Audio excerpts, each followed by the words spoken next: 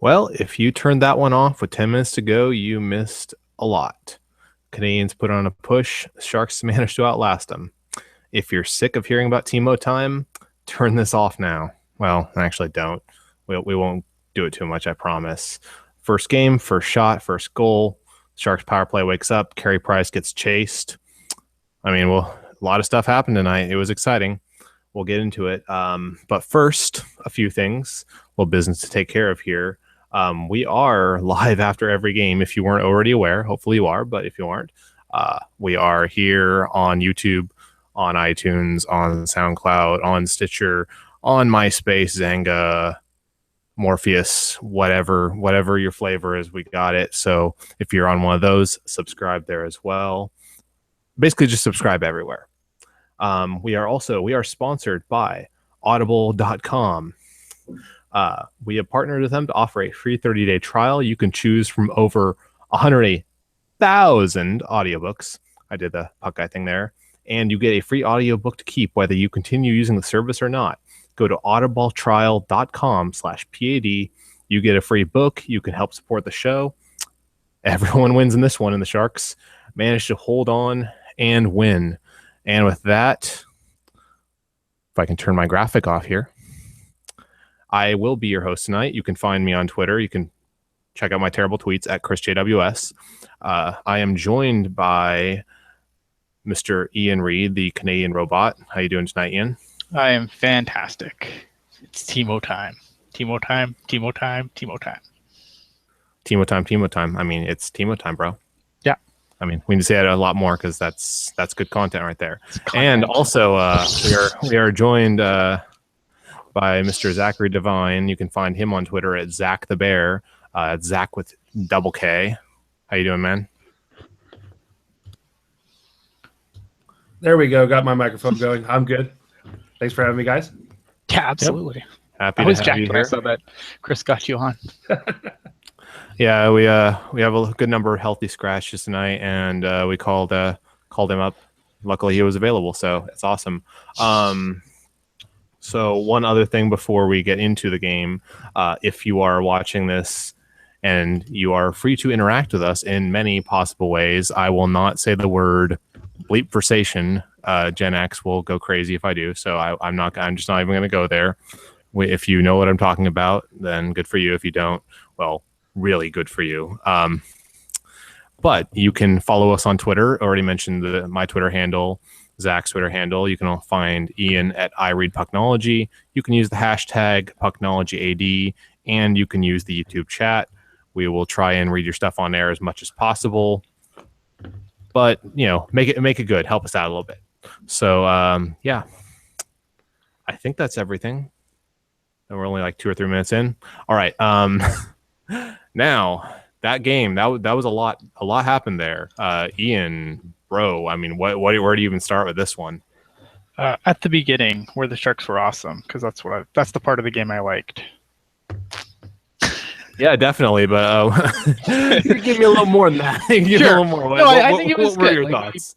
I mean, I was happy the way they came out. Look, the last couple of games, I thought they blatantly stole points from Ottawa and Toronto. I wasn't too impressed with either game.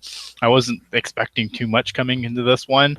But, they came out. They got out to a quick 3-goal lead. And, I mean, how can you go wrong with that against the best goaltender in the world? Definitely. Zach, what was your reaction to tonight? The Sharks were playing their third game in 4 nights, right, with the back-to-back games. And I agree with Ian. They absolutely stole 4 points from Toronto and Ottawa. And with tired legs, I mean, they really jumped out to a really impressive lead, played a really strong opening frame. It was probably the best period of Sharks hockey fans have seen this season, I think, top to bottom. With the bonus of Timo Meier's, first career NHL goal and his first shift on his first shot on a pretty okay goalie. Everything went well up until Melker Karlsson's goal, and it was really the tale of 2 games once Al Montoya came in. Yeah, definitely agree. I mean, yeah, that first period, the Sharks were phenomenal. Second period, they did the ordinary lead sitting you would expect. Third period, the Canadiens just turned it on. I mean, I give them credit because they did not give up on that game. Most teams don't get back into that game. Canadiens, they played well. Sharks might have could done to not sit on their hands a little, or at least a little less. I mean, it's going to happen whenever you have a big lead, but it felt like maybe little too much, especially at the end there. Definitely, and it was good to see the road power play finally get some traction. The Sharks have been down at the bottom of the league. They're 28th coming into tonight's game in road power play efficiencies. They had only scored 4 goals all season in 49 attempts, had 2 power play markers in this game. So that's definitely a step in the right direction, but that's got to continue improving. 6 goals out of 50 some odd shots, at the man advantage isn't going to cut it. Yeah, and that kind of number, that's going to turn around eventually for them. And yeah, that was really a lot of what got them going tonight, was Montreal committing dumb penalties and the Sharks actually making them pay. At first I was like, well, Montreal clearly saw their power play the other night. They were just like, yeah, the best way to keep them from scoring is give them a man up. But I say that with a little snark in my voice, but they showed up. The second unit was buzzing. The first unit, the execution on their goal was phenomenal. You leave Jumbo behind the net like that, you jump at him when you shouldn't, he's going to make you pay a lot. And that was beautiful pass. I mean, both those goals were awesome. Do you guys have a favorite among the two? I think Jumbo's goal was solid, but really Emlyn biting there and trying to go behind the net with Joe Thornton. I mean, what are you thinking? That was just a poor play. If you're a defenseman, you stand there at the post, you take up as much space as you can for the pass. You have an active stick. You don't jump behind the net with Joe Thornton. I mean, it was a stellar pass. Don't get me wrong. It was a excellent pass, an excellent shot by Marleau, for his 8th of the year. But Emlyn, with a rookie mistake, really opened the door for that excellent play. Yeah, definitely. I mean, Thornton, like you said, it's not an easy pass, but Thornton makes difficult passes look easy because he is Joe Thornton. What do you think, Ian? Yeah, no, I completely agree. I think that a lot of people get really uppity about the Sharks and how they're kind of methodical in their power play, but that's why, because when you can get a guy to bite like that, it's a goal.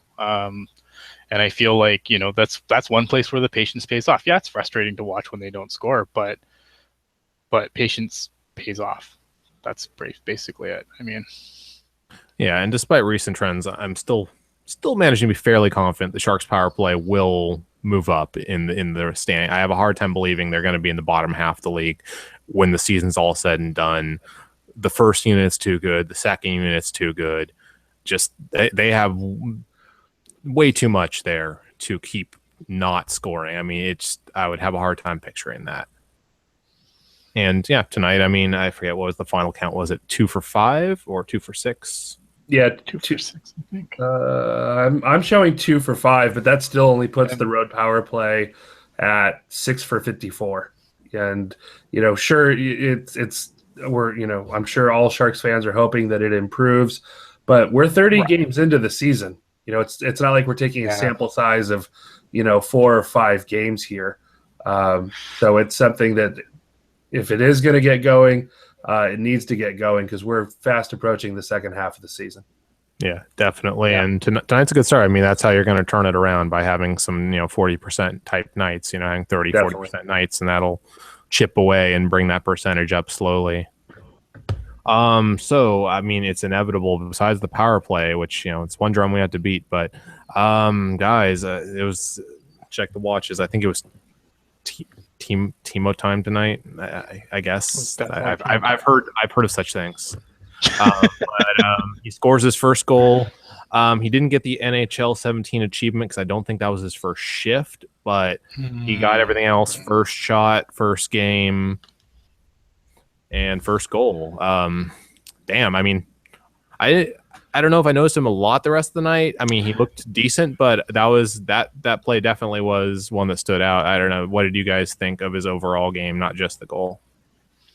I thought it was good. I thought when the Canadiens really put the pressure on, though, that line got pretty badly exposed. I think they were on the ice for the second or first goal that Montreal scored was against that line with Vlasic. I guess it would be the first one because Vlasic coughing up the puck at the blue line.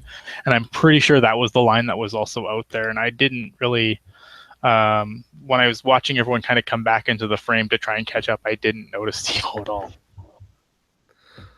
Go ahead.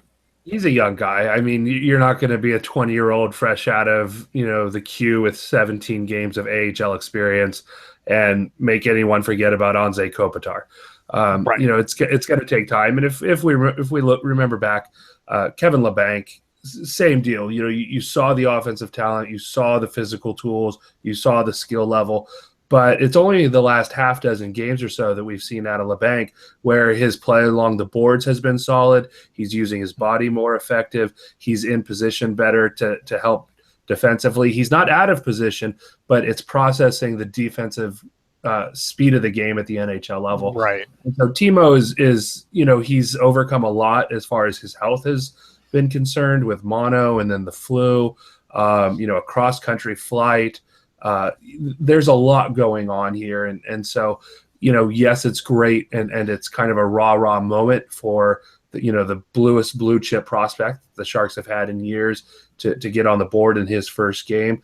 But he's going to hit a lull. He's if he stays up, and I think he might, it's going to be a dozen games or so before I think we really start seeing the processing of the game catch up to where it needs to be. Yeah, definitely agree. And I think in some ways, they won, so I can say this. In some ways, it's good, though, that he got the other side of the coin. Like, it's not going to all come easy because that first period, it was kind of coming easy for the Sharks. They were hammering Montreal. It looked like they were making it look easy. And, got some it was good to get the other perspective. Like, okay, it's not always going to be that way. I mean, I'm sure he knows that, but just a real world reminder. You're going to also face some serious adversity because they faced a lot of adversity in that third period. And it's a reminder, there's other parts of your game you need to work on. And I think that's a good thing, definitely. Right. But overall, I mean, I thought I didn't notice him a lot, but I didn't notice him a lot in a negative way either. So that's good. I mean, and I'm not trying to bag on him. It's his first game in the league. So I'm not, not by any means going to bag on him. But I did notice Labanc a lot, though. The last couple games, him and Bodker especially have been buzzing all over the place. Yeah, and the big thing, we're definitely, we're constantly saying, hey, it's Timo's first game. Everyone relax a little bit. But you look at Labanc again, who's on a similar career trajectory. Right now, the last 3 games, Labanc has been moving his feet at all times, and that's why you're seeing him be more and more effective. The puck follows him around, but that's because he's moving his feet. He's got a good hockey IQ, and he's reading the play. But even if you read the play and you're not moving your feet, you're not getting to where you need to be. That's a lesson that Timo's going to learn. I think Labanc might have a slightly higher hockey IQ, but the physical tools that Meyer brings is really like nothing else the Sharks have in the prospect pool. There's nowhere else they're going to get that outside of a trade. So they're going to have to, at some point, get Timo up here, get him comfortable. It's better that it's in December and January than in March and April. Absolutely. And the other thing, too, is look, Timo Meyer played on the third line tonight. If he can play good enough to get up in minutes and up in the lines, I mean, he's going to start playing with some better players, and I think that's when you're really going to see Timo Meyer excel because he's an excellent finisher. So if you have somebody like Couture or even Thornton feeding him the puck, I think you're going to see some goals really quick.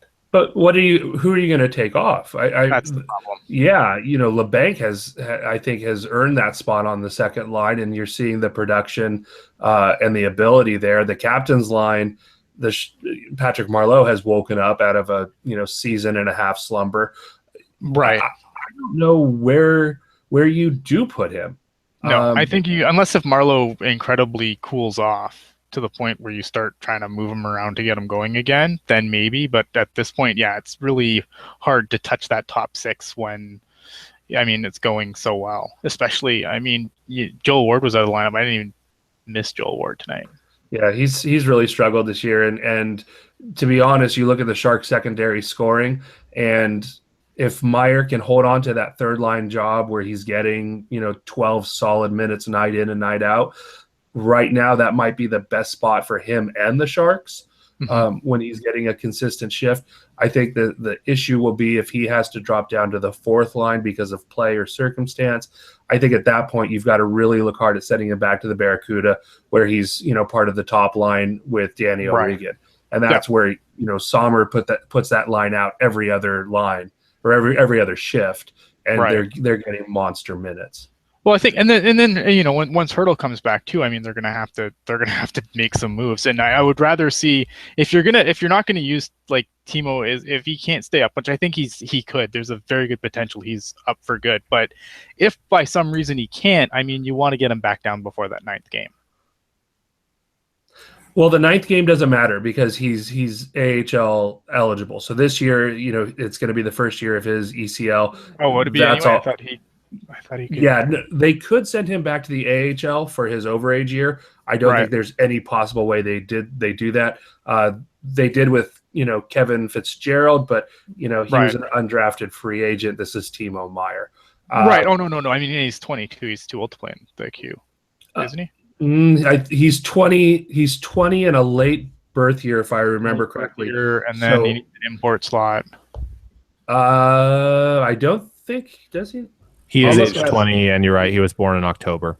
Yeah, so he's at least an overage slot, maybe a double slotter. He might be an import. You might be right there. I don't think you send him back to junior for sure. Oh heck no. He's doing far too well at the AHL level.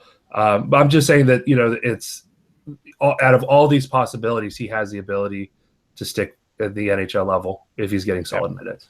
Yeah, I definitely agree on that. So for people who are listening who may not be as familiar with what you're talking about there, Ian or Zach, you want to give a kind of a quick explanation about those various rules there? Go ahead, Zach. So that's an important detail because a lot of people probably don't know about this. So in the Canadian Hockey League, each team can only have a certain number of import players, which is 2, and then a certain number of overage players. And each of those are generally called slots. They're called different things. You have the occasional double slot player where they're an import and an overager, which a player like Manuel Werder over in Moncton for the Wildcats this year is a double slot. He's an import from Germany as well as an overage slot for Moncton. So a lot of that comes down to the CHL, NHL transfer agreement, which I won't get into here because that's a whole nother 4-hour show for me, all by myself. But it's exciting stuff, though. Oh, if you're a fan of prospects, it is, because a player like Timo Meyer, he probably would have been better served last year in the AHL, getting used to playing with men. And then at that level of physical development, which he's been about the same size since he was drafted. He's gotten thicker, but he's physically been able to, I think, to compete at the AHL level at least since last year. Although going to the Memorial Cup Finals, nothing to sneeze at. No, it's not. And I mean, for the Huskies, he was excellent, once he was traded from Halifax, all that is well and true. But when you're talking true player development, there are special cases of players that I do think Timo Meyer is one of them, that there should have been some exemption made. But like I said, that's another 4-hour show for another night. So I will reiterate here. If you aren't already following Zach on Twitter, follow him. He knows his prospects, the Barracuda. He knows his shit there. That's Zach with 2 Ks, the Bear. No C in that. So yeah, follow this guy. He's a good follow. You should absolutely prospects too. Prospects and all that fun stuff. Me and Ian share lots of notes, so both of us are good. Are good, and occasionally we'll be watching the same game, and our direct messages just can't keep up. So you're sliding into each other's DMs. Barracuda games all the time. Yeah, we don't want to plug up each other's timelines with just comments. So a lot of the fun commentary happens on DMs. But Ian's been a great resource as well. Yeah, definitely. Well, if they're listening to the show, they better be following Ian. I mean, if you aren't, why come on. yeah, I don't want to go too much into Timo because that's something that's been beaten to death and will continue to be beaten to death for good reason, though. So It's exciting. I mean, when you look at it, Yeah. though, I mean, this is the most exciting prospect the Sharks have had since Couture, and I there's nothing comparable. Yeah, definitely, yeah. So I guess a couple other things we touch on here. We already kind of talked a little bit about the push at the end. Carey Price getting chased for the first time in 2 years, though we should put the caveat on that he barely played last year. But just the glare and the little mini meltdown he had there. I sent you guys a little DM earlier. It's like favorite goalie meltdowns. Like you have any favorites, Ian? Anything Tukarask does. Finnish goalies have the best meltdowns. Yeah. Pecorine. I mean, take your pick. He's his own top 10 list. I mean, last year Pecorine in the playoffs. That might when he just bam. Yeah, but that's not the first time though. I mean, Pecorine, like he said, you can have his own top 10 list of Pecorine meltdowns. Yeah. Tukarask is great. If you want to go way back in the day, Ron Hextall was a blast to watch because he just destroy sticks over his crossbar. Just destroy them. AJ saying Belfour. Like, definitely Belfour. Belfour's but Hextall, I mean, if he wasn't taking out, some forward's ankles, he was taking out his crossbar.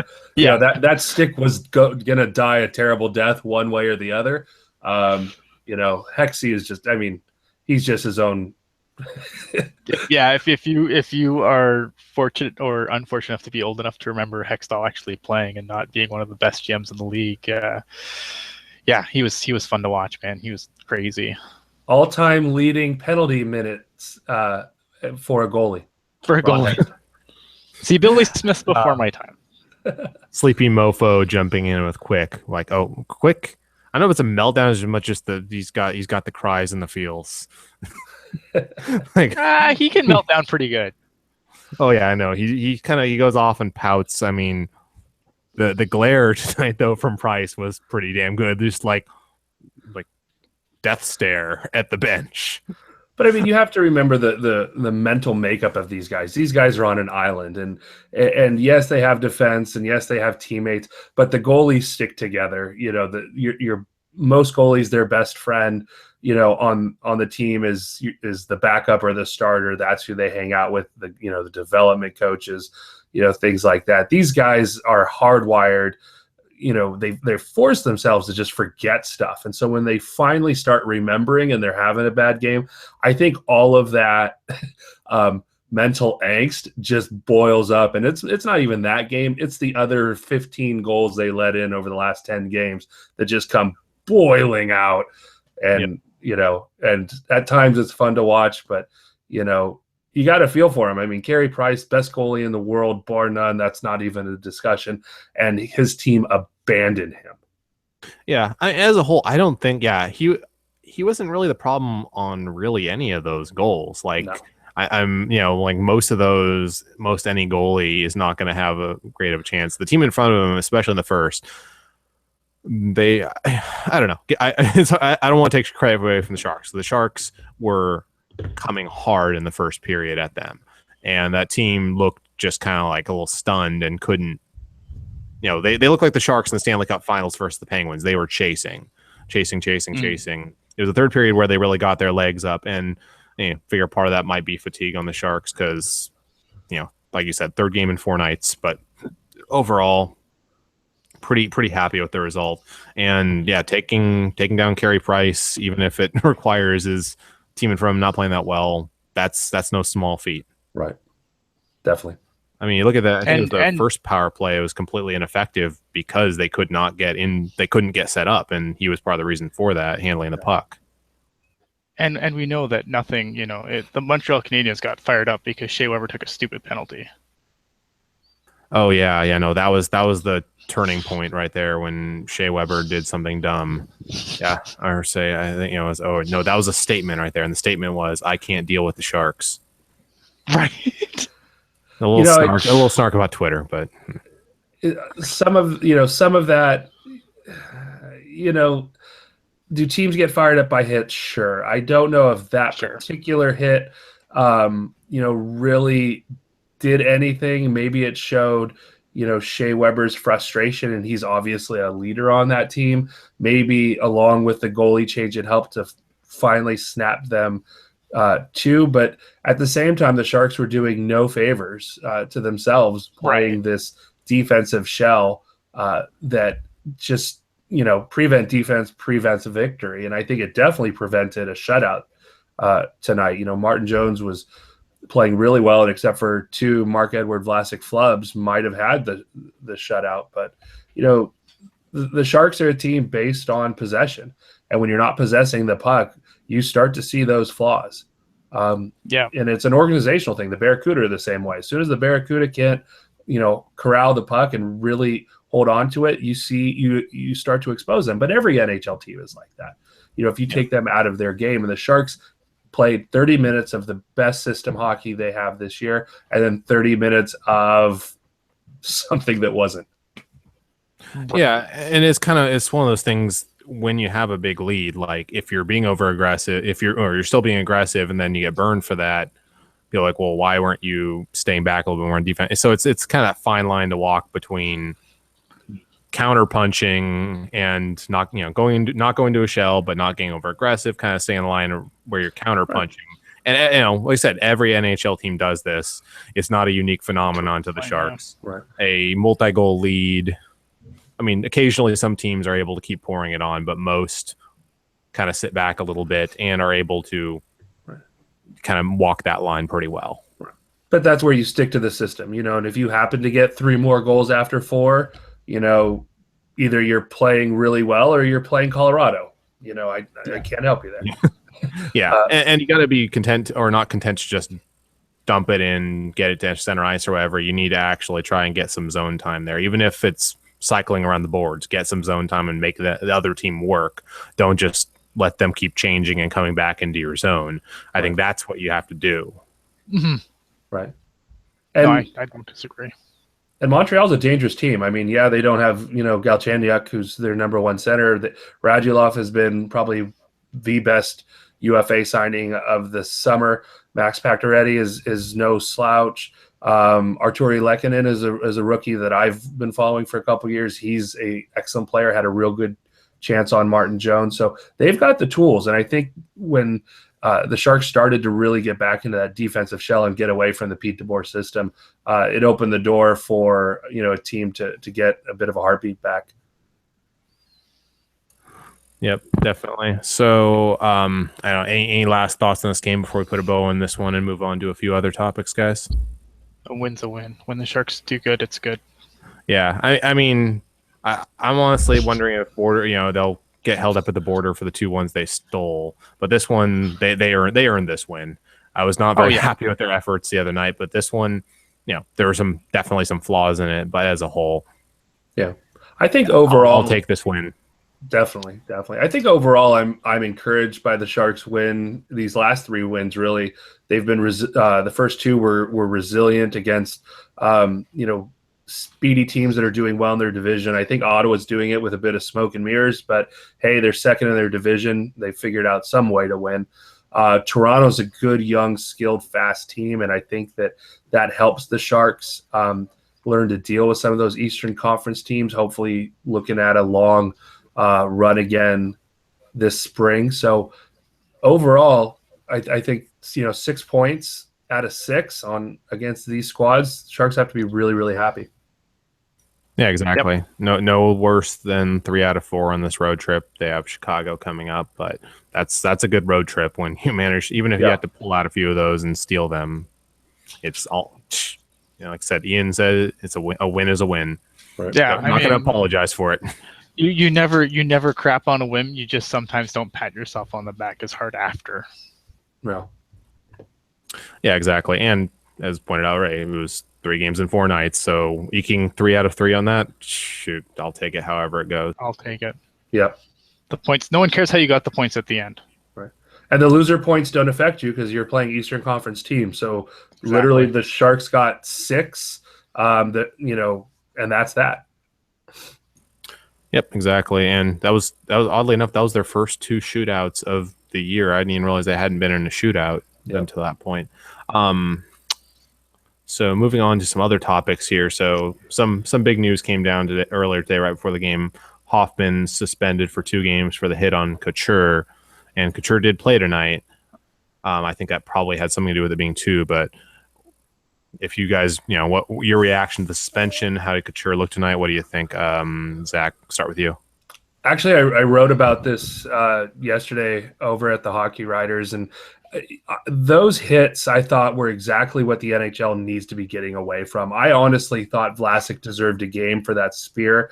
I know everyone tweeted at me about usually those are just suspensions, but I just felt that pretending that Melker Karlsson is a bale of hay that you've got to move before Dad gives you the keys of the truck, that was, it was out of character for Vlasic, and I'm sure that weighed into it, but I think he should have gotten a game.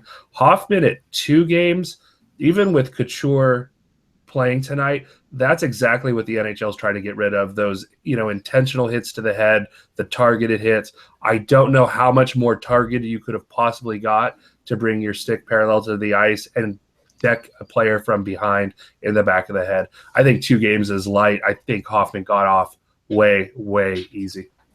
It's probably he had no priors, and then Couture not being badly injured, probably. The other thing, too, is if you watch the video, they talked about how it looked like it might have rode up Dylan's stick a little bit, like he was trying to cross-check him in the back, and then it rode up the stick and hit Couture in the head.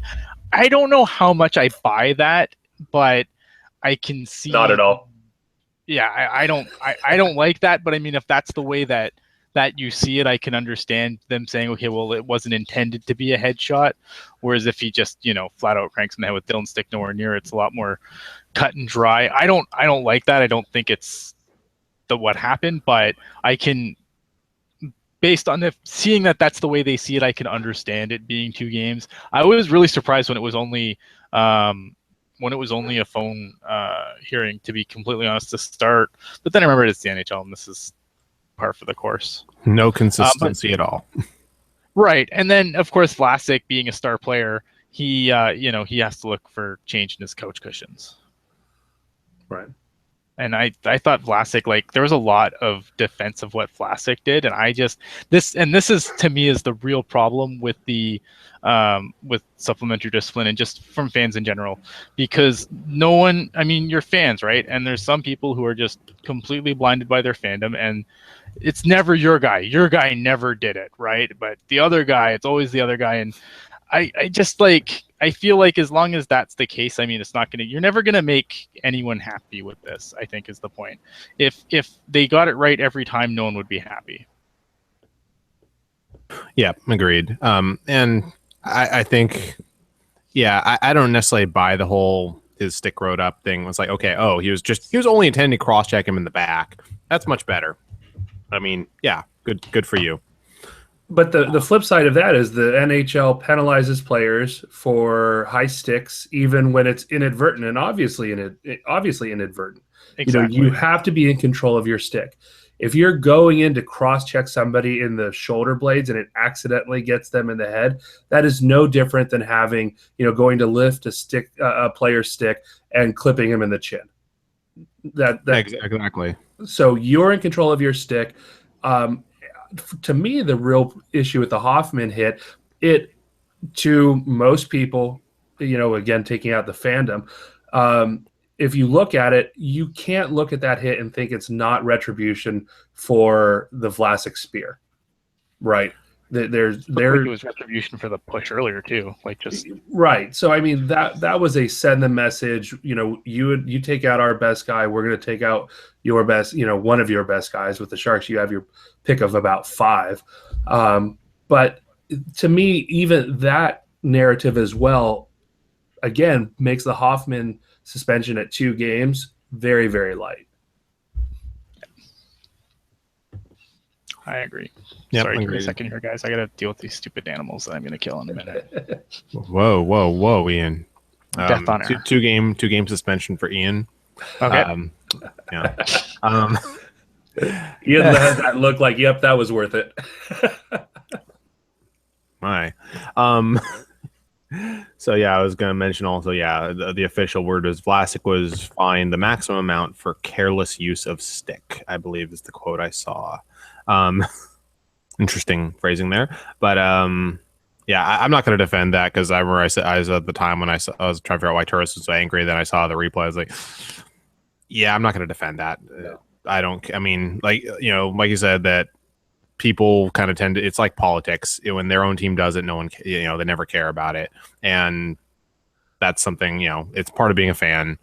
I tried not to do that, and as far as I'm concerned, looking at that, I'm not gonna say Vlasic didn't do nothing there because he did. Yeah, he kind of deserved what he got there. Yeah, I took some slings and arrows for mentioning that I think Vlasic deserved a game. And for me, it was the excuse that a lot of fans had was, oh, he was, Carlson was holding his stick. And it's like, how do you go from holding his stick to shish kebabbing, Erik Karlsson? That's a big leap. But yeah, exactly. I agree. I can't blame fans for getting mad at that one. Not going to defend it. Did we answer the question from A0123456789101112? He's asked what would dictate only a fine over a suspension besides randomness. I'll let you guys answer this one because I honestly have no idea. Well, a coin flip. The NHL is a gate-driven league, and people come to the gate to see players. So when a good player does stupid things, they get less penalized for it because as much as the NHL wants to protect players, they're more interested in making money. Like the times Zdeno Chara took out Tommy Wingle's face with his elbow and not even a penalty. Like that. Like that, but I think also a lot of it, players have reputations. Yes, I think Mike Hoffman and Mark Edward Vlasic both benefited from having pretty clean reputations around the league. The book on them is they're not that type of player. But then you have the Rafi Torres, where sneezing violently on an official would probably have banned him for life. So it just kind of is what it is. At the end of the day, I think both of them got off light, which probably is going to sit better with San Jose Sharks fans. So at least the light-handedness was even to both teams. So I guess I'm good with it. When it comes to reputations, I don't mind it too much, except for on the extreme ends where it's like on the extreme end of this guy has a really bad reputation, so we will get him for everything, and the guy on the other end gets called for nothing. But in some ways, yeah, if you play dirty and if you have no one to blame but yourself if the officials are more keeping an eye on you than other people. That's just right. I think you made your own bed, you sleep in it. I will do something to piss off Gen X here. It's like Draymond Green in the NBA. Oh no! I mentioned another sport. There you go, Gen X. That's for you. I have to answer a question here quick, just because stupid. What am I talking here? Oh, right. Why do people call the Montreal Canadiens the Habs? Okay, so a lot of people believe that nice little H between the little C stands for Les Habitants, which is not the case. But a lot of people, especially like French people, like really French people, refer to the Canadiens as Les Habitants because it's better than saying Le Canadiens for them because they're separatist jerks. I don't know. Frogs. They're nice people, unless if they're talking to me. So basically, what the H in the middle of the C actually stands for is actually just hockey. It's Club de Hockey de Montréal. I mean, back then they were hockey pretty much when they were founded. Like they were that. So doesn't sound like Ian will be going to the Free Quebec rally later this week. Nope. I will go to war with Quebec in a heartbeat. How far are you from there, Ian? Depends on which way I go. I can get to Montreal in probably 12 hours. Okay, yeah. So for perspective, it's probably about the distance from San Jose to Salt Lake City, I'm guessing. So a decent drive. All right. So we're about 1/3 way into the Sharks season here, and yeah, I kind of had this in the list in case we had time. I think we have time. We're only about 40 minutes in. 1/3 of the way in. I mean, let's maybe run through a few different things because it's a pretty all-encompassing type of thing. We'll do the overall thing at the end, but I guess let's start like if the season ended today, who's the Sharks MVP? Or no, again, but who's been their best player? From your perspective, Ian, you want to start? Best player so far. I mean, this is really cheap and it's a cop-out, but I mean, Martin Jones.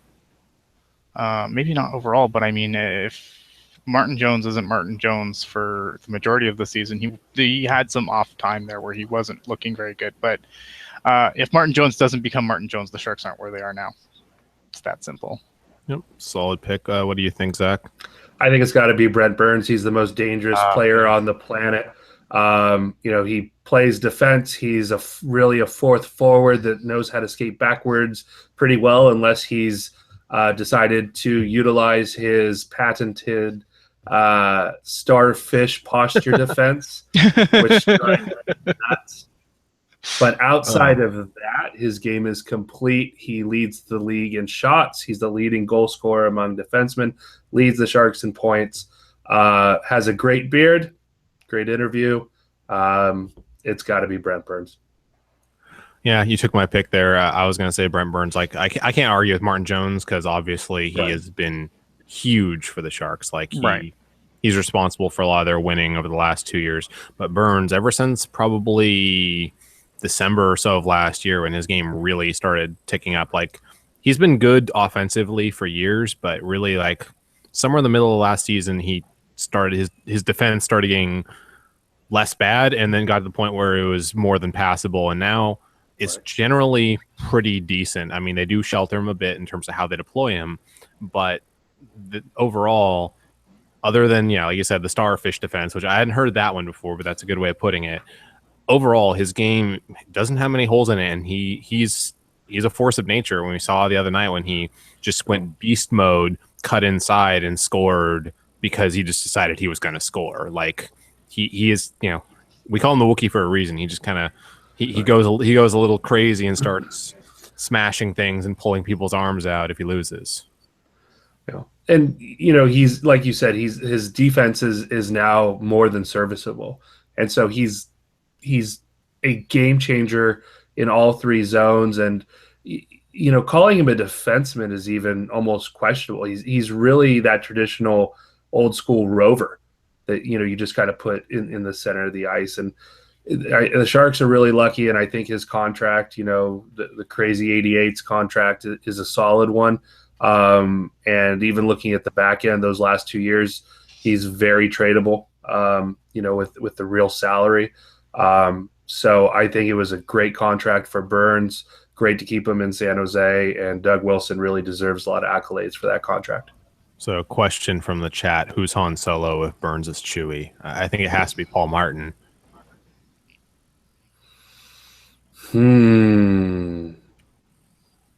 It's either him or Jumbo. Yeah, I'd go kind of off the map here. I would say Joe Pavelski. Because he's shorter, he's kind of the brains, he's a really smart hockey player. I'm going to go Joe Pavelski. Why not? What say you, Ian? Yeah, I think Jumbo. I mean, it seems like they're never apart. They're walking around shirtless in Pittsburgh. Jumbo's a cool cat. Yeah, I'm going Jumbo. Jumbo's got the cocky streak too a little bit. That's true. Yeah. So I'm going to commandeer the show real quick. So now that Burns is locked up, do you think how much does that help? Because it definitely does help. Joe Thornton sticking with the San Jose Sharks. Well, I think it's a lock. I don't think it's to me it was never a case of whether Thornton was coming back. To me, the question's always is there going to be enough left for Marleau?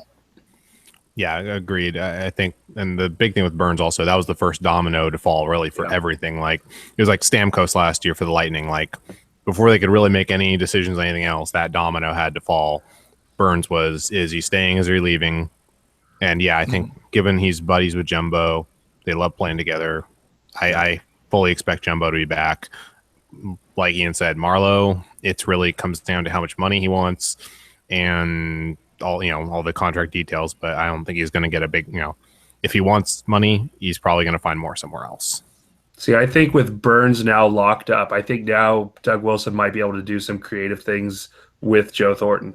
You got the expansion draft coming up, and now that his buddy Brent Burns is going to be there at least through the end of Joe Thornton's career, does he and Doug sit down and say, you can go ahead and expose me because I'm coming right back here on July 1st?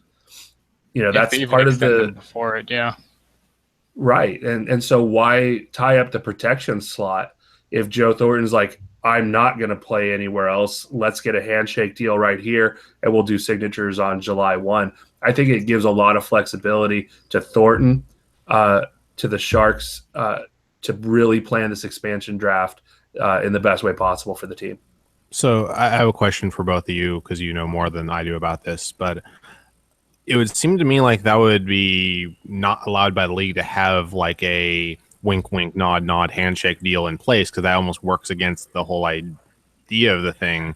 Not is that really not prohibited or no? I mean, they can't really stop. Like Joe Thornton is an upcoming unrestricted free agent, so if he doesn't sign a deal until after the expansion draft, that's his prerogative. They can't force him to sign a deal. They can't force him to go to Vegas and stay in Vegas. Like if they did take him in the expansion draft because he wasn't exposed but still had no deal, I mean, they've just basically, it'd be like trading a guy so that they could have advanced rights to play, to sign that player. That doesn't mean you can't turn around and sign the player come July 1st. Yeah, I just know like the NFL has like rules about tampering, although those get abused all the time, like where they say you can't talk before midnight on this That's day, right. and then they sign a deal at 12:01, and they're like, okay, we're gonna have to fine you for tampering because unless you're incredibly fast negotiators. If Joe Thornton isn't signed by there's a stretch of time, and I don't know the exact dates, but they can talk to, and there's a window they get before the expansion draft where they can talk to upcoming unrestricted free agents. But again, they're unrestricted free agents. They have the right to sign anywhere they want. So Thornton can be like, well, thanks for the phone call, but piss off, and then that's that. For sure. And the other thing, you look at who the Sharks are going to be forced to expose if the Vegas whatever Knights, because their name's now in question, decide to select Joe Thornton off the Sharks roster, they deserve whatever they get. I'm sorry. You look at the defensemen that the Sharks are going to be exposing, probably like a Melker Karlsson, a very serviceable middle six kind of player. If they decide to take a 37, 38, or Thornton will be 38 at that point, if I remember correctly, centerman as an expansion team, when you likely you're going to have your choice of either Schlemko, Braun, Dylan, who is a serviceable 5'6" with some spunk, or even a Mirko Mueller as an up and coming defensive prospect. Yeah, I have absolutely no sympathy for whatever happens to Vegas for selecting Joe Thornton. Yeah, I know. I in some ways I'd be happy because not happy like that he's gone, but happy like, well, there's a lot of other things that could have taken that long term are more valuable to Sharks. But I'd be really sad to see Thornton go. Like, sure, but the thing is like, again, I don't think, for one, George McPhee's not this dumb. Like, he's not dumb enough to just waste one of his picks on, like, one of his expansion draft picks on an unrestricted free agent. He's gonna target RFAs. He's gonna target guys that he can control for at least a couple of years, because you got to do that while you backfill your prospect pool. No, exactly. And at the same time, with Joe Thornton as a UFA, there's no question where he's coming back to. That's going to be that would be the worst kept secret if that did come to pass. I personally, it's an interesting thing to kind of throw out there, on our talk shows and things, but the chances of Doug Wilson letting Joe Thornton even sniff free agency is slim to none. So I guess a follow-on question here, because this is a good train of thought we're on here. Mm-hmm. Do we think any other deals get inked before the end of the season? Because we all know Burns was obviously that had to get done. They didn't want him to hit the open market, but prior to the expansion draft, do we think there's going to be any extensions for anyone, or do you think it's going to kind of hold off until then and then pick back up right after that? there's not really a whole lot to do if you're the Sharks. I mean, other than Thornton, I don't know who else you could really sign that would make a difference. Yeah, Thornton is the only one I think. I just don't think that Doug Wilson's going to want that level of uncertainty. This team has been pretty carefully constructed. I think Thornton deals get done. I completely agree with Ian. Patrick Marleau is the question mark. Is there money left to sign him? And realistically, with Burns' deal kicking in at $8 million next year, I'm looking at the RFA list right now. The Sharks have Thornton, Marleau, and Wingles as UFAs. Mm-hmm. Marleau and Wingles probably both Wingles are gone for sure. Yeah, Wingles is definitely gone. I think Marleau's a 50-50, truthfully, at this point. But then Michael Haley's another UFA, and nothing lost there. But Chris Tierney, Matt Nieto, Jonas Donskoy, and Melker Karlsson are all RFAs. And those guys are going to need some raises. And the Sharks right now, as soon as Tomas Hertl comes back, they're in cap trouble. They're not going to be able to keep LeBanc and Timo Meier up. They're going to have to pick one or the other. They just simply don't have the cap space. No matter how good they're playing, there's going to have to be a decision made. But does that mean you bring back a completely ineffectual Joel Ward when let's say Timo Meier in the next 5-6 games puts up 3 goals and an assist? Mm-hmm. There, between LeBanc, Meier, and finally it looks like Donskoy and Melker are waking up a bit. I've been really impressed with this fourth line. Mm-hmm. Do you upset that apple cart, or do you ship out a Joel Ward, a Tommy Wingles, or something like that for a low round pick when you've got a Danny O'Regan or Ryan Carpenter, some very serviceable guys that could fill out your fourth line and allow you to keep your 2 probably top offensive prospects, as well as give you some cap relief? I mean, sending out,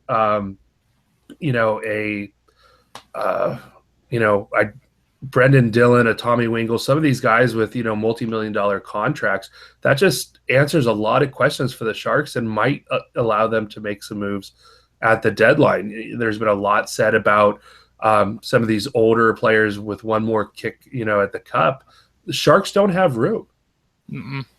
Jerome McGinley is not coming to San Jose, folks. Period. Full stop. His number. Oh gosh, no.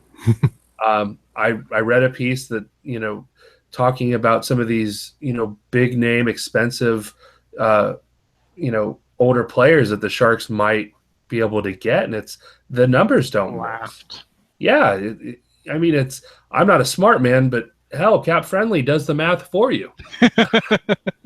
So I can't even blame that. I'm like the Sharks right now, even with LTIR relief, they're still $600,000 over the cap. Yep, and I can see you've been reading the Sharks Facebook group, because I gave up on arguing that. And was like, well, we could fit him, Jerome McGinley. Like, never mind. I'm done. It's worse than Twitter, honestly. You might be able to fit in his personal assistant. Maybe, yeah. You might. So we were on something here, but we've mentioned best player there this season. Who's been, would you say, been the most disappointing or needs improvement the most? Ian? It's hard because a week ago I could have just said Mikhail Bodker and dropped the mic.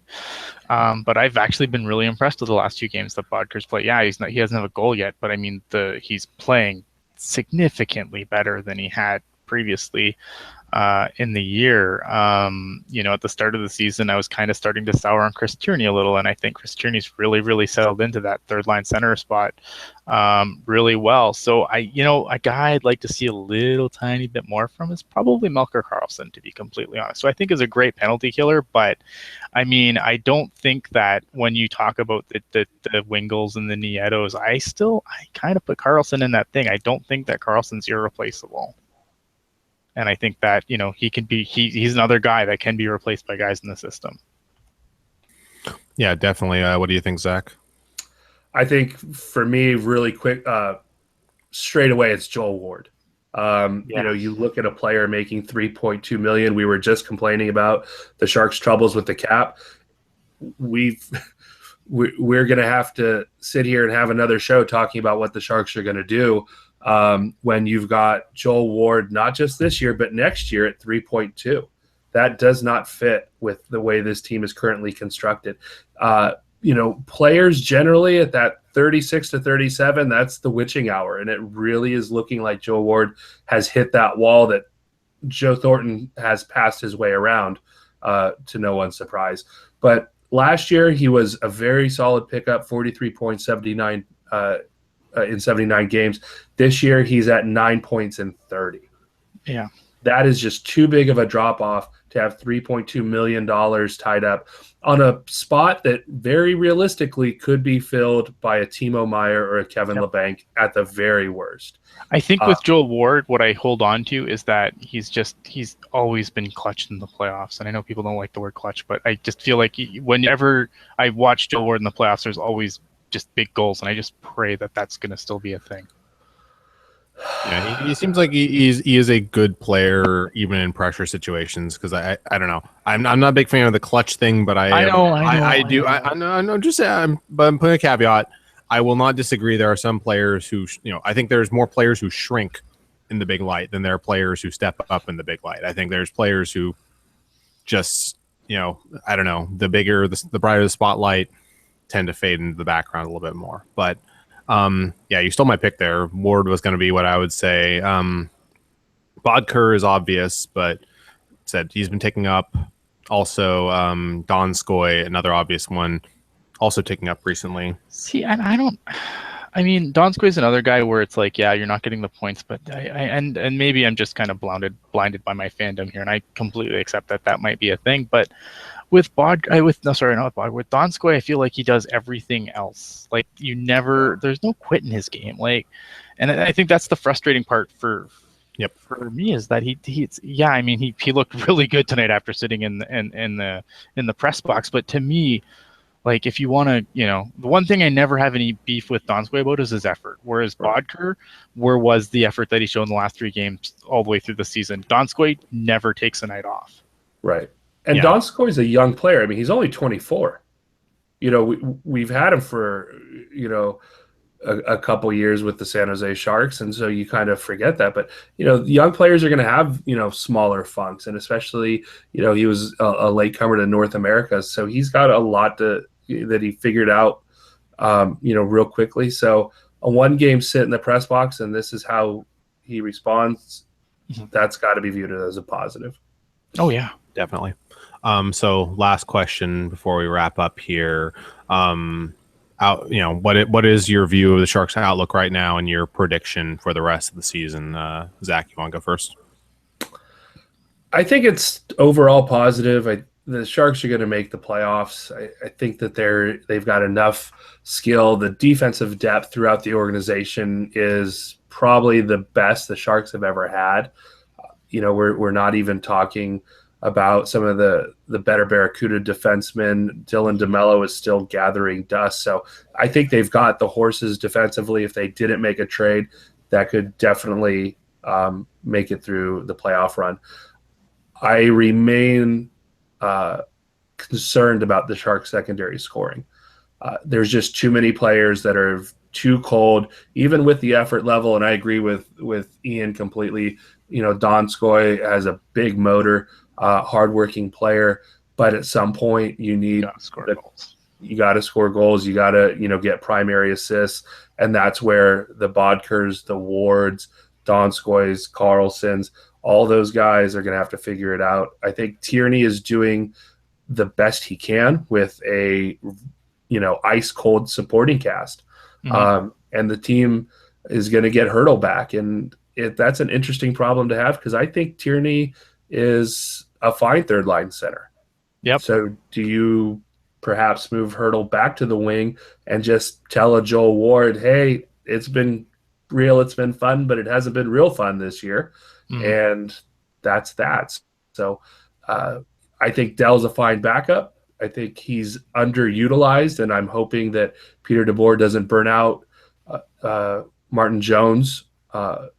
And with all of that, I think the Sharks are well positioned with just some players keeping on, keeping the nose to the grindstone, getting back on track, and better Martin Jones management from making some real noise this spring. Yep, I agree with pretty much all that. Ian, what do you think? Your 1/3 of the season outlook, if the season ended today? If the season ended today, the Sharks would be just fine. No, look, I think the Sharks, look at this is a playoff team, especially in the Pacific Division. Let's be honest. The divisions in the middle, pretty good. The divisions on the coast, not so much. The Atlantic's kind of meh, and the Pacific's kind of meh. So I think that the Sharks, the Sharks are prime. They're a good team in a soft division. There's no reason they can't get into the playoffs.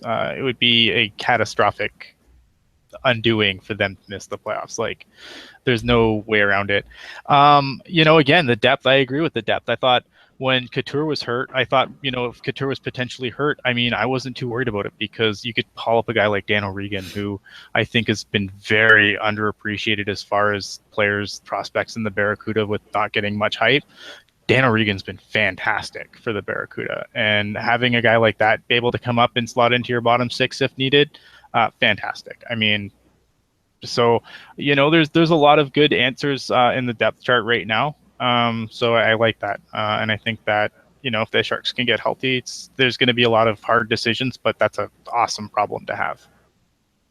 Yeah, definitely. It feels like, I remember a couple years ago we were talking about depth and how it felt like we didn't have much, and now it feels like we have a lot of depth. For me, the outlook, I don't want to repeat myself too much because I've said a lot of this in previous shows, but the outlook is positive, because even with how cold so many guys have been scoring wise, they're still right in the hunt. They're still right there. They don't have, they aren't chasing other teams. They're somewhere around the top of the Pacific, which being a bad division helps, but you figure there's a good chance those guys are probably going to start scoring more often in the second half of the season. So I like how they're positioned. They're definitely a playoff team. More than that remains to be seen. Right now, they look to me like maybe a 1-round, 2-round team at best, the way they're playing, but they got 3 more months to sort it out. So I feel pretty positive about it, and so they got time. They still got plenty of time, and I would say they get a B+ for the first third of the season, I guess, if I put a grade to it. So with that, any final thoughts, guys, on the game tonight, the Sharks in general, life, whatever? Zach? Your Sharks prospect update: Noah Gregor had 2 goals and assists in a Moose Jaw victory tonight. Ooh. Now has 42 points in 32 games. 17 of them are goals to go with 25 apples. Looking like an excellent pick in the 4th round. I'm excited. I'm hoping that now that I'm actually off, I'm going to watch some junior hockey this next 2 weeks, because it's been bad. I've been stuck to Sharks and Barracuda. Not good. Next, make sure you check out some. Make sure you check out some Moose Jaw, or not Moose Jaw. Halifax Mooseheads. Nico Herscher. All right, done. Ian, what's your final thoughts on the night? Final thoughts. I don't have any final thoughts on the night. I'm just going to pimp a bunch of stuff. I was on the Pucknologists, so you should listen to that. I will be on Pucknology After Dark. The writers are taking over on Sunday, so stay tuned for that. We're going to do a kind of a hybrid show, because I have some questions we didn't get to last week that we're going to answer, and we'll probably run down some news and also talk about the game. So it should be very exciting. Very exciting. Awesome. And if you're looking for the Pucknology stuff, that is on our feed on SoundCloud, and you can find it on iTunes and all the other lovely places. I was going to actually plug that, but thank you, Ian. You took care of that for me. Zach, want to make sure we adequately plug you. Where can Bill find your work, find you on Twitter, and all that good stuff? So the best place to find all my content is on Twitter. You can follow me at Zach the Bear. That's at ZAKKTHEBEAR. I do some San Jose Sharks and Barracuda work over at thehockeywriters.com. I update profiles for all the San Jose Sharks as well as AHL player profiles for DauberProspects.com. And my 2017 NHL entry draft top 40 will be coming out soon on hockeyprofits.com. So been watching a lot of SHL and Liga, and so got a lot of Euro updates coming there later this month.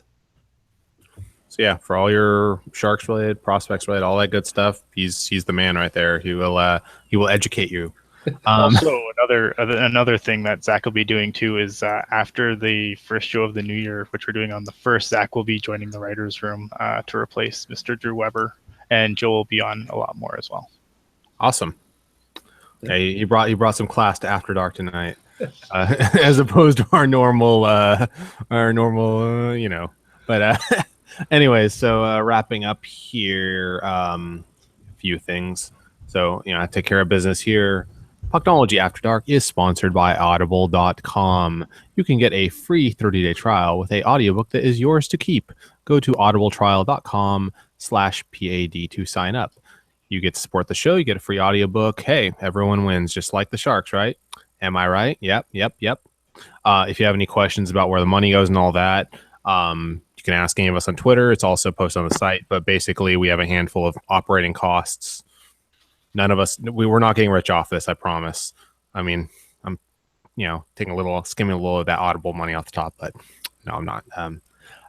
Anyways, you can find us on iTunes, SoundCloud, Google Play, all that fun stuff. With that, the Sharks win 4-2 over the Montreal Canadiens. The power play comes alive. Good game if you watch the first half, definitely. Thank you, Zach and Ian, for joining me. And be sure to check us out next time right here. Same great time, same great place. Well, not same time, but same place. You can always find us right here if you subscribe. All right, everyone have a good night. Be safe. Go Sharks.